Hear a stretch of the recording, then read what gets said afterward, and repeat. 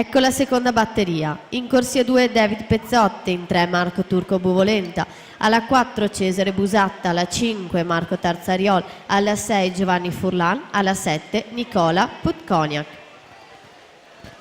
Intanto ancora auguri di buon compleanno proprio in questa batteria presentata. Ritroviamo alla 5 per il Nottoli. Buon compleanno Marco Tarzariol.